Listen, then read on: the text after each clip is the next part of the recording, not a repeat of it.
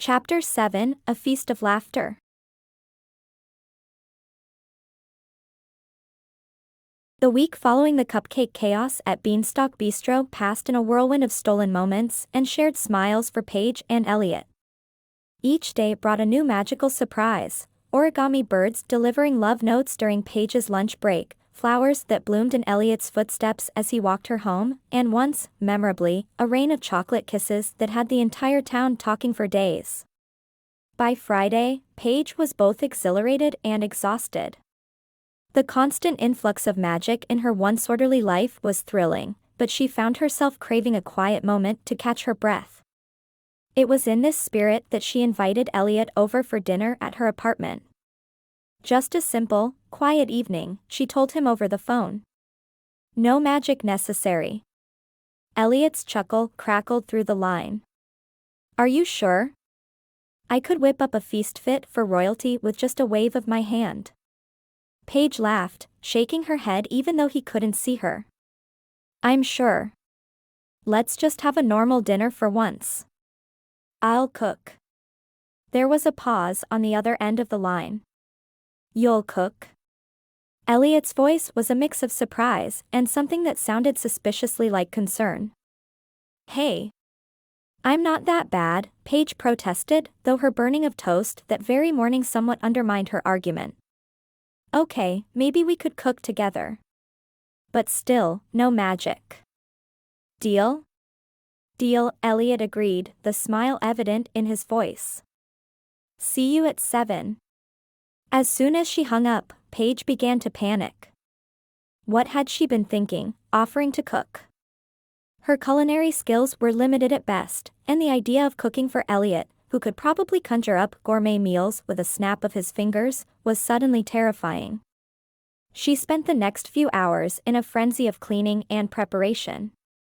By the time 7 o'clock rolled around, her apartment was spotless, the table was set with her best dishes, and she had managed to assemble the ingredients for what she hoped would be a passable pasta dish.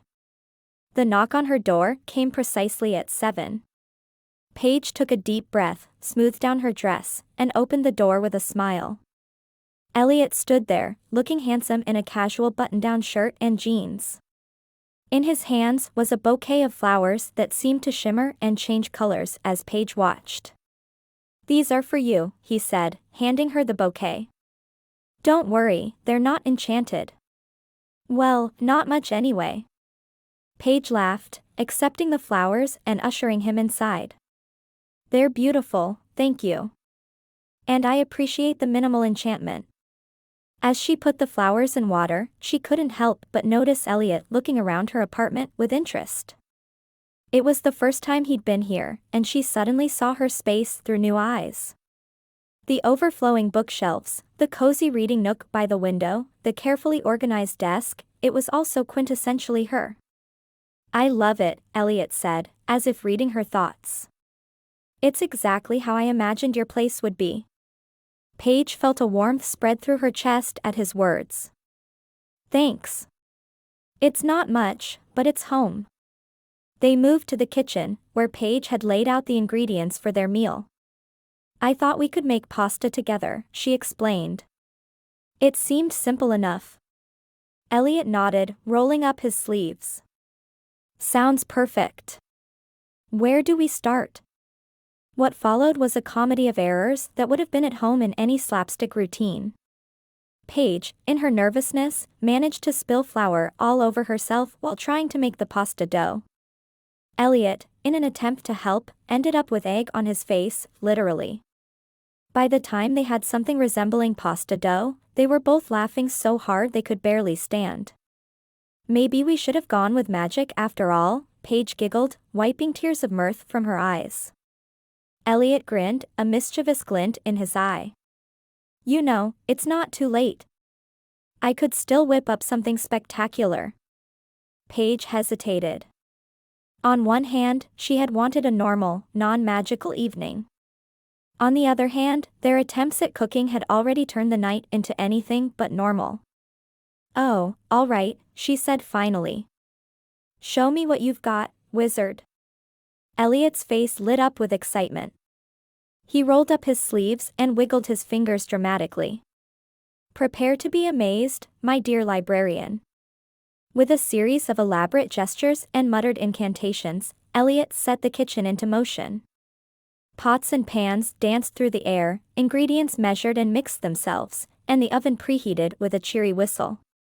Paige watched in amazement as a gourmet meal began to take shape before her eyes.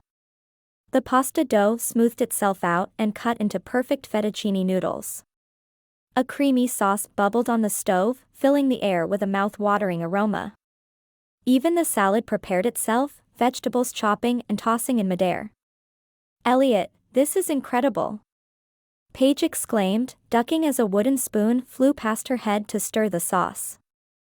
Elliot beamed, clearly in his element. "Just wait until you taste it. I've added a few magical herbs that should make this a meal to remember." As the final touches were being put on their magical feast, Paige set about lighting candles and pouring wine. The atmosphere in her small apartment had transformed from cozy to downright enchanting. Finally, everything was ready. Steaming plates of fettuccine alfredo, garnished with herbs that seemed to sparkle, sat before them. A fresh salad, its greens impossibly crisp, waited in a crystal bowl. Even the bread looked magical, its crust golden and perfectly crackled. "This looks amazing," Paige said, picking up her fork. "I can't wait to try it." But as she moved to take her first bite, something extraordinary happened. The fettuccine noodles on her plate began to wiggle and squirm, twisting away from her fork. Elliot?" Paige said, her voice a mix of amusement and alarm. "Is the pasta supposed to be moving?" Elliot looked up from his own plate, his eyes widening in surprise. "Definitely not. That's new." Suddenly, a small voice piped up from Paige's plate. "Excuse me, but we'd rather not be eaten, if it's all the same to you." Paige dropped her fork with a clatter, staring in disbelief at her talking dinner. "Elliot," she said slowly, "why is my food talking?" Before Elliot could answer, the salad chimed in. "We agree with the pasta. We may be delicious, but we have feelings too, you know." What followed was a scene of culinary chaos that put their earlier cooking mishaps to shame. The fettuccine noodles slithered off their plates, the salad leaves fluttered around the room like confused butterflies, and the bread rolls bounced off the table, singing a jaunty tune about the joys of not being eaten. Paige and Elliot sat in stunned silence for a moment, watching their dinner make a break for freedom. Then, catching each other's eye, they burst into uncontrollable laughter. "I'm so sorry," Elliot gasped between fits of giggles. "I think I may have overdone it with those magical herbs." Paige wiped tears of mirth from her eyes. "You think?" she said, ducking as a particularly enthusiastic bread roll bounced past her head. As their laughter subsided, they surveyed the chaos around them. Noodles were draped over lampshades, salad leaves had nested in Paige's bookshelves, and the bread rolls were staging what looked like a miniature Broadway musical on the coffee table. "Well," Paige said, a smile still tugging at her lips, "I guess we're not having pasta for dinner." Elliot ran a hand through his hair, looking sheepish. "I could try to undo the spell," he offered. Paige considered this for a moment, then shook her head. "No, I think we've had enough magical cooking for one night.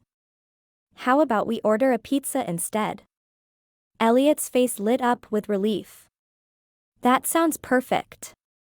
As they waited for their very non-magical pizza to arrive, Paige and Elliot set about trying to corral their animated dinner. It turned into a game, with each of them trying to outdo the other in capturing the most escaped food items. By the time the pizza delivery arrived, they had managed to contain most of the magical meal in various pots and containers. Paige made a mental note to find a way to release them safely later, perhaps in Elliot's magical garden. They settled on the couch with their pizza, both slightly disheveled but grinning from ear to ear. In the background, they could still hear the faint strains of the bread rolls' musical number. "You know," Paige said, taking a bite of her blessedly non-animate pizza, "when I suggested a quiet dinner at home, this wasn't exactly what I had in mind." Elliot chuckled, reaching out to pluck a stray piece of lettuce from her hair. No? And, as she closed the door behind him, Paige leaned against it, a contented sigh escaping her lips. Her apartment was a mess, there was a salad leaf stuck to her ceiling, and she could still hear faint singing coming from the kitchen. But her heart was full, and she couldn't remember the last time she'd felt so happy. Paige fell asleep that night with a smile on her face, dreaming of dancing pasta and Elliot's laugh. As she drifted off, she realized that her once orderly life had become beautifully chaotic, and she wouldn't have it any other way. The magic that Elliot had brought into her world wasn't just about spells and enchantments, it was about love, laughter, and finding joy in the unexpected. However, as the first light of dawn crept through her curtains, Paige's peaceful slumber was interrupted by a startling realization. She sat bolt upright in bed, her heart racing. In all the excitement of the previous evening, she had completely forgotten about the upcoming library fundraiser she was supposed to be organizing. The event was less than a week away, and she had done almost nothing to prepare. As she scrambled out of bed, nearly tripping over a stray bread roll that had escaped the night before, Paige's mind whirled with all the tasks ahead of her. How was she going to pull this off in time? As if in answer to her unspoken question, her phone buzzed with a text from Elliot. "Good morning, beautiful. Need any help with that fundraiser you mentioned? I have a few magical ideas that might just save the day." Paige stared at the message, a mix of relief and trepidation washing over her. Elliot's magical solutions had a tendency to create as many problems as they solved. But with so little time and so much to do, did she really have a choice? With a deep breath, she typed out her reply, "Yes, please. But let's try to keep the magic to a minimum this time, okay? Meet me at the library in an hour." As she hit send, Paige couldn't shake the feeling that she was about to embark on her most challenging magical adventure yet. The combination of her organizational skills and Elliot's unpredictable magic was sure to make this fundraiser an event to remember, for better or for worse. She just hoped the library would still be standing by the end of it all.